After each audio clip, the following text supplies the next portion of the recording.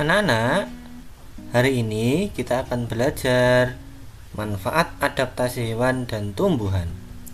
Tema 2, subtema 3, muatan IPA. Nah, tumbuhan dan hewan itu memiliki ciri-ciri khusus yang digunakan untuk beradaptasi dengan lingkungannya.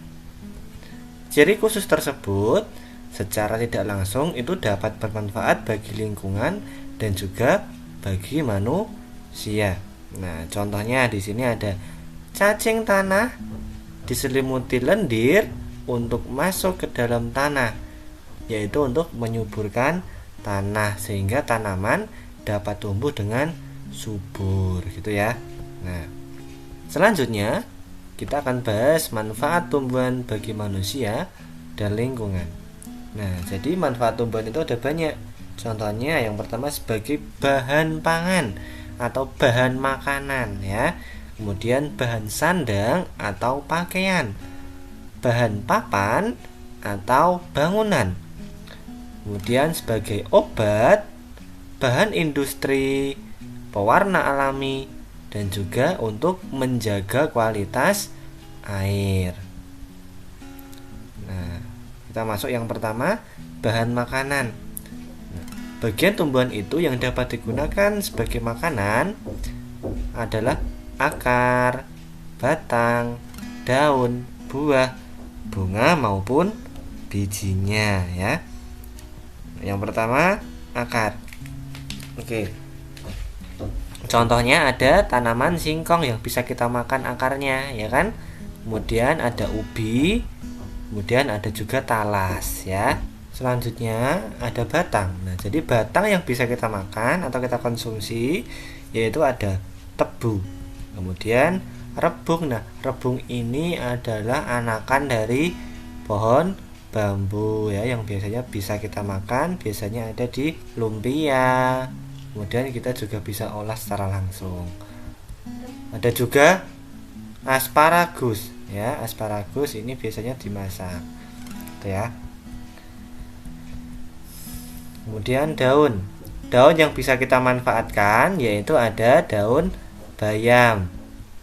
Kemudian sawi dan juga ada kangkung. Lanjut ada bunga. Bunga yang bisa kita konsumsi yaitu ada bunga pepaya. Kemudian ada bunga kul dan juga ada bunga turi gitu. Buah. Nah, kalau buah kita tentunya pasti semua udah tahu ya. Semua buah itu pasti bisa dimakan dan bermanfaat bagi tubuh kita. Nah, kemudian yang terakhir adalah biji. Nah, biji yang bisa kita makan adalah kacang kedelai. Nah, kemudian biji nangka juga bisa, kacang mede juga bisa. Ya, bahan sandang contohnya adalah serat kapas. Nah, ini serat kapas. Nah, pohon kapas itu biasanya digunakan untuk pembuatan kain katun ya. Berarti kain-kain atau pakaian yang bisa kalian pakai itu menggunakan serat kapas gitu ya. Nah, diolah menjadi kain katun. Kemudian sebagai bahan papan atau bahan bangunan, contohnya ada pohon meranti, pohon jati ataupun pohon kelapa. Biasanya kalau pohon kelapa itu digunakan daunnya sebagai atap ya. Tuh. Lanjut sebagai obat. Nah, contohnya adalah daun jambu biji. Nah, banyak ya daun jambu biji untuk mengobati diare. Kemudian ada jahe untuk mengobati batuk ataupun masuk angin juga bisa. Ada kumis kucing untuk mengobati penyakit ginjal gitu ya. Nah, selanjutnya bahan baku industri yaitu getah karet untuk pembuatan ban. Selanjutnya ada getah pinus untuk pembuatan cat. Nah, ada juga buah kelapa sawit. Nah, sebagai minyak goreng. Selanjutnya kayu pinus. Kalau kayu pinus ini itu karena teksturnya yang halus biasanya digunakan sebagai pembuatan kertas gitu ya. Lanjut pewarna alami. Nah, jadi kalau pewarna alami ini itu bisa untuk makanan, bisa juga untuk numan. Contohnya adalah daun pandan. Nah, itu memberi warna hijau. Wortel memberi warna jingga. Kunyit memberi warna kuning. Nah, ada juga buah bit memberi warna ungu ataupun ubi ungu juga bisa untuk warna ungu. Nah, masih banyak lagi ya. Gitu.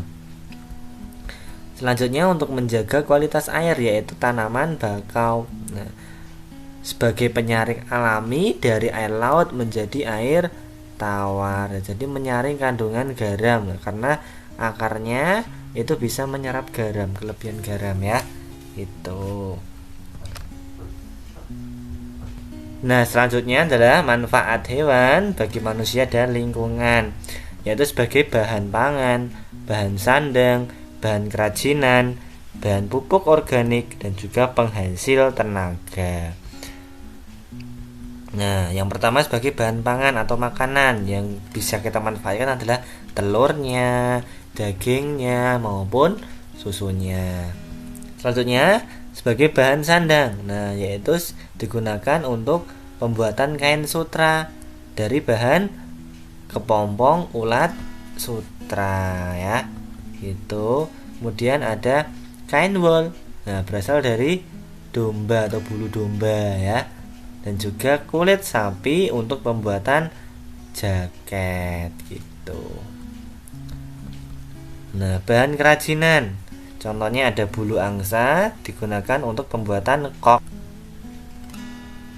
kulit sapi ataupun kulit kerbau yang digunakan untuk pembuatan wayang kulit.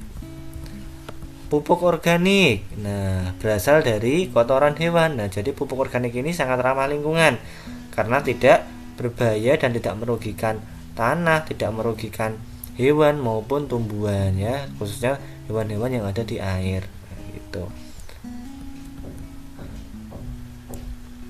Penghasil tenaga, nah contohnya adalah kuda untuk delman, sapi untuk membajak sawah gitu ya.